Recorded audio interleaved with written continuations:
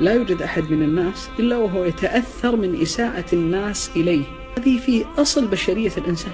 الله سبحانه يقول لنبينا صلى الله عليه وسلم: ولقد نعلم أنك يضيق صدرك بما يقولون، أي بما يقوله الكفار عنك. الحقيقة المشكلة ليست في أننا نتأثر من إساءة الناس لنا، لا، المشكلة أننا نبالغ في ردة الفعل. المعنى أن الناس لابد أن يختصموا فيك بين محسن ومسيء إليك. اجعل هذا القناعة في رأسك، لا تعطي الإساءة أكبر من حجمها. نعم، تتأثر بهذا القول السيء الذي قيل عنك، لكن لا تبالغ في ردة الفعل والاهتمام فيها. النبي صلى الله عليه وسلم الذي يوحى إليه من السماء ويرى الصدق في وجهه ما سلم من طعن الناس ولا من سبهم ولا بالطعن في عرضه حتى. ولا بد أن تعلم أنك لست بملزم أن ترد على كل إساءة موجهة لك، ومن ظن فيك بسوء خال على ظنه. يكفيك أن الله يعلم صلاح نيتك وحسن قصدك.